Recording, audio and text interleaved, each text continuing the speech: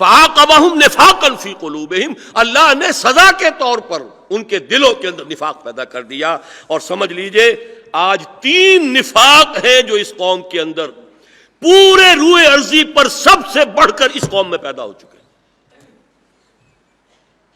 پہلا نفاق، نفاق باہمی. وہ ایک قوم ختم ہوئی، ڈھونڈ اب اس کو چراغ رخ زیبا لے کر. اب قومیتیں ہیں، عصبیتیں ہیں، لسانی ہیں، قبائلی ہیں، علاقائی ہیں، جدید اور قدیم سندھیوں کی ہے، بلوچوں اور پختونوں کی ہے، ہزارے والوں کی اور پختونوں کی ہے، سرائیکی کی ہے. اب تو قومیتوں کے نمبر میں اضافہ ہو رہا ہے، ہوگا. پھر مذہبی، یہی شیعہ سنی شیر و شکر تھے تحریک پاکستان میں. اب کیا ہے؟ یہ عذاب الہی کی وہ بدترین شکل ہے. نوٹ کر لیجئے سورہ انعام کی آیت نمبر 65 میں اللہ نے اپنے عذاب کی 3 شکلیں بیان کی ہیں.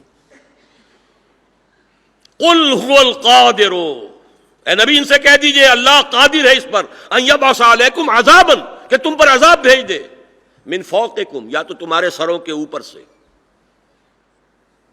او من تحت ارجلکم، یا تمہارے قدموں کے نیچے سے زمین پھٹ جائے، شق ہو جائے. اور تیسری شکل، او یلبسکم شیعا ویذیق بعضکم باس بعض، تمہیں گروہوں میں تقسیم کر کے ایک دوسرے سے ٹکرا دے، ایک دوسرے کی قوت کا مزہ چکھو. نہ اللہ کو آسمان سے کچھ بھیجنے کی ضرورت، نہ زمین کو تکلیف دینے کی ضرورت.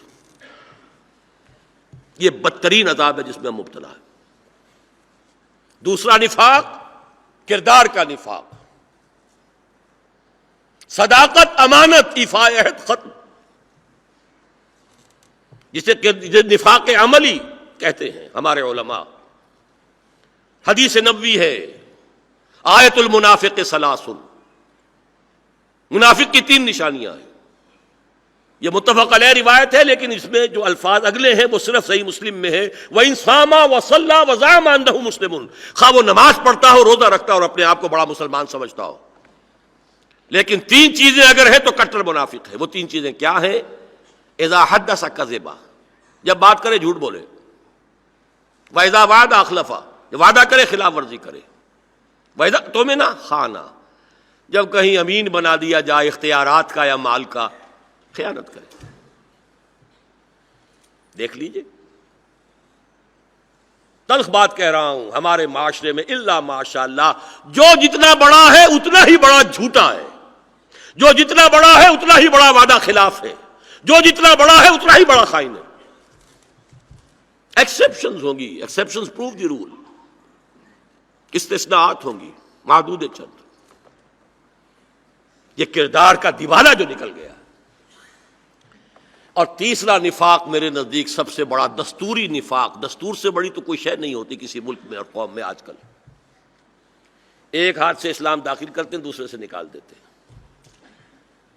قرارداد مقاصد داخل کی ضیاء الحق صاحب نے، ساتھ ہی وہ چیزیں بھی رہنے دی جو اس کی منفی کرنے والی ہیں.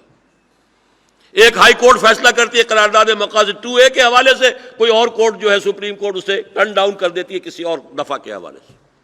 اگر وہ دستور میں تو یہ بھی دستور میں. اسی کا نام تو منافقت ہے.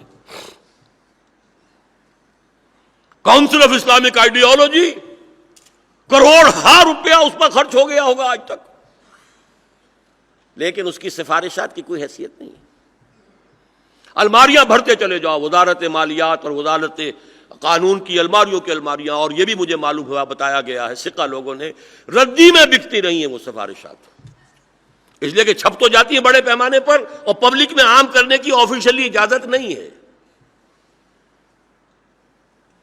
یہ تو جو جسٹس تنزیل الرحمان صاحب کے زمانے میں جو یہ سود، غیر سودی معیشت کے اوپر سفارشات تھی، وہ بھی میں نے ضیاء الحق صاحب سے کہہ کے اسے عام کروایا تھا. جسٹس صاحب نے مجھ سے شکایت کی، میں اس وقت شورا میں تھا، کہ یہ اسے شائع بھی نہیں ہونے دے رہے، عمل تو کہاں ہوگا. میں نے کہا ضیاء صاحب سے کہ یہ آپ کیا کر رہے ہیں، اس پر قوم کا پیسہ خرچ ہوا ہے، کسی کے باپ کی جاگیر نہیں ہے، آپ نہیں امپلیمنٹ کر سکتے، تب بھی ایک علمی ڈاکومنٹ ہے، محنت ہوئی ہے، کوشش ہوئی ہے، شائع تو ہو. تب انہوں نے کہا کہ ہاں اچھا شائع کر دیجیے، ورنہ شائع نہیں ہو رہی تھی. شائع نہیں ہوتی تھی تو اب کتنے کہاں کہاں جمع کریں، وہ ردی میں بکی ہیں سفارشات. خود ضیاء الحق صاحب نے فیڈرل شریعت کورٹ بنائی، اتنا بڑا کام، فیڈرل شریعت کورٹ، 2 ہتھکڑیاں پہنا دی، 2 بیڑیاں پہنا دی. دستور پاکستان تمہارے دائرے سے باہر ہے، ما ورا ورا الورا ثم ورا الورا. عدالتی پروسیجرل لاز، دیوانی اور فوجداری تمہارے دائرے سے باہر.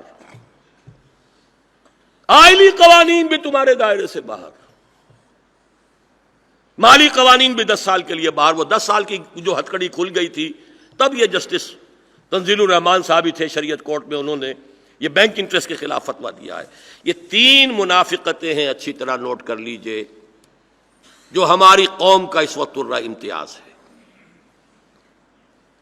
نفاق باہمی نمبر 1، زوال کردار، امانت، دیانت، ایفاء عہد. ڈھونڈ اب ان کو چراغ رخ زیبا لے کر. اور نفاق دستوری،